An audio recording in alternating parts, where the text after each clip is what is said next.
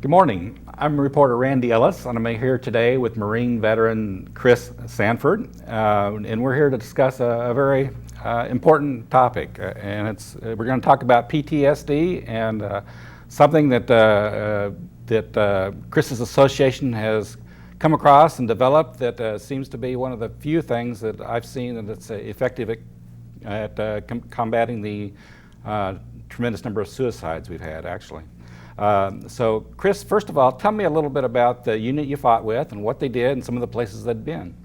I'm the president of the 3rd Light Armored Infantry, 3rd Light Armored Reconnaissance Wolfpack Association.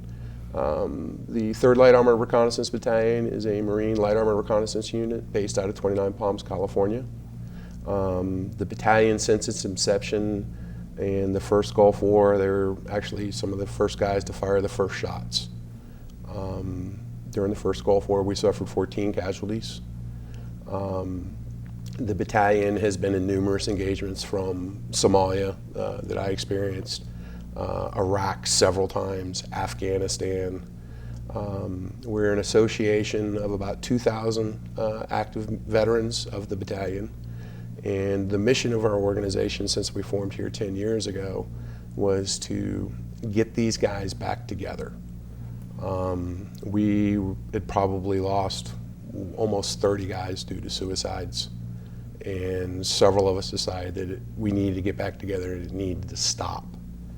And since we've formed the unit, those that we get back into the association and that embrace the mission and get into this that you described as where the magic happens, is that we bring them back home to the battalion where they feel honored and respected as warriors again by the active duty battalion. We also bring in key family members and Gold Star family members and fallen family members for veterans that we've lost to suicide or cancer. And it's extremely important, and it helps the success of our mission, is that we bring all those parties together as one. When we lose somebody in combat, the Marine does not get that opportunity to go home for a service. Their experience is completely different and a lot uglier. And by the time they get home, they don't have that opportunity, or they tuck it away. And a lot of them do that. And the idea of bringing in those Gold Star family members or those children of that fallen Marine that, hey, I want to tell you stories. I want to tell you his last thoughts, what made him laugh, what was the last joke he told. Those little things, and when we can put those two parties together, it takes the healing process to the appropriate closure. And it helps both parties significantly. Since we've done this, we have not lost one of our Marines in the association to suicide. Not one in 10 years. Now that won't last forever, but I will take a 10-year run with this population of combat veterans over any VA program or anything else that's out there. It's the one piece that's been missing, I think, from suicide prevention and awareness, is that not enough military organizations do this, where the battalion is embraced, the Marine is embraced, the fallen are embraced, and they bring them together as one. They're Marines. They don't do well on their own. Our inner demons will get to us when we're on our own, and it becomes much harder. As a unit, we're together and integrating that warrior spirit and ethos. And if you're a Marine, I will not fail you. I cannot. I don't even know how to spell it, think it. If you need help, I am obligated to do it. You all know what PTSD is like. I mean, you gave me probably the best definition I've ever heard of PTSD. Tell people a little bit what it's like. My personal understanding with PTSD, in the way that I can describe it, is that it's like taking all the blood pumping through your veins to where you can feel it on the side of your neck and the side of your head, and all that blood is in your stomach, in the back of your throat, and you can taste it. And all the vomit in your stomach is pumping through your veins, and you are just raw. You don't know why. You make poor decisions. The effects of post-traumatic stress disorder are absolutely devastating. And when we formed this, we were tired of losing guys, absolutely tired of it. And we heard enough of those conversations of, I coulda, woulda, shoulda. Why didn't we? And when we formed this thing here in Oklahoma with just 6 guys that were Somalian Gulf War vets, we made a promise to one another. This is not going to happen anymore. We're going to find a way to stop this. So you fight it through a couple of ways. One is you have reunions every 2 years. Yes. Tell us a little bit about that. And then between those times, there's an awful lot that also takes place. Every 2 years, we fundraise to bring in all of our Marines that we can into the association and bring them to a large reunion. We're holding this one in Las Vegas this year, June 6th through 9th. The morning of the 7th, we are taking all the Marines and 52 family members of fallen Marines back to the home base in 29 Palms, California, to the 3rd Light Armor Reconnaissance Battalion. We're going to spend a day where these guys were warriors, where they were honored, and where they are respected even to this day by the active duty veterans. Every bad place, these are the guys that are there. The generations, it doesn't make a difference. They're all the wildest bunch of cowboys that I've ever met. There's something about the breed that comes from this battalion. And, you know, the battalion has a motto that we've followed since I was in, is that, you know, the strength of the pack is the wolf. The strength of the wolf is the pack. You know, the unit's called the Wolfpack, and that's the one thing we figured out is, you know, I'm important, but I can't do it without my brothers. And if I'm falling behind, that tough love that they give you, sometimes it's a boot up your butt. You know, it's not always a kind word like your mom, your wife, or a doctor is going to be clinical with you. Sometimes it's grabbing them by the back of the neck, say, you will not do this. And I've talked to some of the families of the fallen members who've told me that these reunions are just as important for them. Mm-hmm. I was a little surprised to hear, but several of them felt like they've also experienced PTSD just from the trauma of the way they were told and, and what they went through. And I know getting them together with the Marines is not always easy, because there can be some hard feelings toward the Corps because Right. the loved one didn't come back. And it's also hard on the Marines because their every intention was to make sure everybody came back, and they didn't quite get there, and it's tough to face those two together. Reality. But from what you've told me and what they've told me, when you get those groups together, some magic happens. Tell me about some of the things that are success stories about what has happened with these families.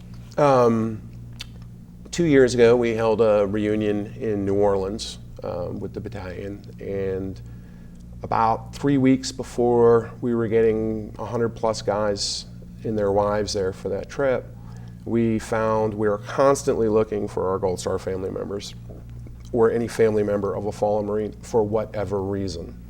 When they lose their Marine, we're going to be there for them. We need to be there for them. We are obligated to be there for them. It's part of the healing process is, what can I do for you? He's not here. I will gladly step in his place.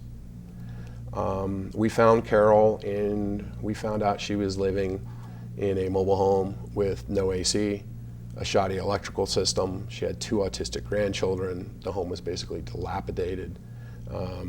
Bill Covington, my Secretary Treasurer, when he found out, he lived 5 miles away from her for 20 years and didn't know it.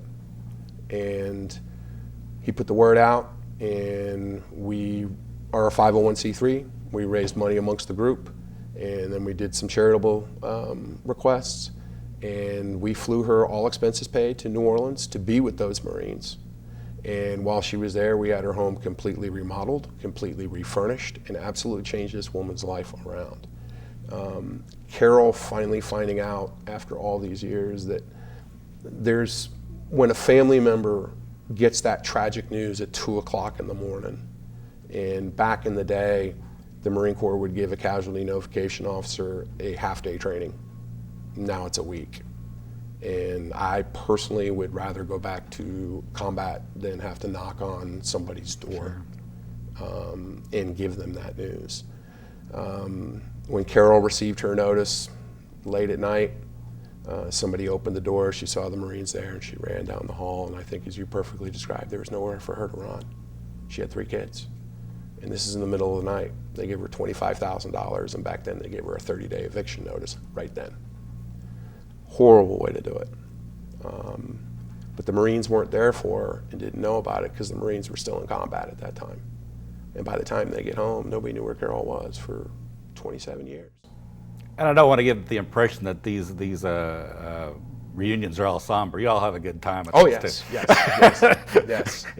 Some important business takes place, but Yes, it takes place. business first. Business Business first, first. but they also have a great time, and they're Marines, and they know how to Yes. have a great time. Yes, sir. And they have actually drank out 3 Las Vegas bars in one night. So, Our organization, though, we don't pay for any liquor or anything like that. Yeah. We pay for our Gold Star expenses.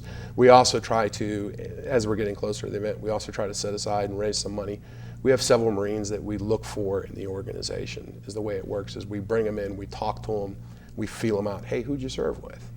And we talk to, a lot of the senior leaders of the young guys, like the guys that fought in Fallujah.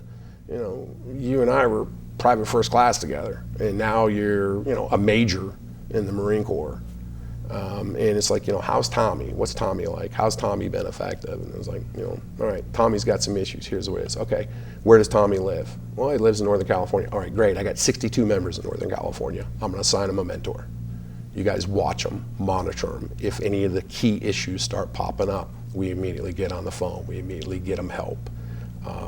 Marriage crisis. I mean, the divorce rate in my battalion from my era is it's astronomical. I can only count out of a unit of 650, 700 guys, there's probably only 8 of us that are still married to original wife. And in most cases, I found out it's not because, we're any kind of angels, just they seem to have low standards in men. Works out in your favor. Yes. There is something that people can do to help. Yes. Let's talk about that because it's an awful heavy load to try and pay to fly all these people, these Gold Star family members in, and you have a 501c3. People can donate to that if that's a cause that they'd like to contribute to. Tell us a little bit about that. Yes, we are a legitimate 501c3. We are Gold Star rated on GuideStar to show that we are a professionally run organization. The organization only asks for fundraising on our wolfpackassociation.org. Those donations should be used for Gold Star family members for travel expenses, hotel. We are doing some small gifts for these people. A lot of times with these Gold Star family members, they've lost pictures over the years. My Marines are going through and finding all their pictures. We're having those printed up. We have a lot of special gifts that we're going to have presented to them at the reunion. We also try to use some of our funds for if we find a Marine that is in desperate need of these services and coming to this event and kind of taking care of them and sponsoring them and bring them in. We try to set aside funds that we can do that. We have 52 Gold Star family members and fallen Marine family members coming to this event, 52. We have at least 14 Marines that we've identified at this time that we have to find a way to get them there or take a chance of losing them. They benefit from our services in what we do, and we benefit by taking care of them. Marines, we're brothers. Last drop of blood, last breath, doesn't matter. You are obligated to the Marine on your left and to your right, and we don't forget that. And by doing that, it helps us, even those that have been in the association, it just recharges, that I'm doing the right thing. I'm completing my mission. I'm honoring my service to my brothers and my fallen brothers. And that makes me a better Marine. It makes me a better man. Well, this is working for the Wolfpack Association. Oh. There's a lot of different military units in Oklahoma. I'm sure it could probably work for them as well. If people would like to talk to you about that, Oh, absolutely.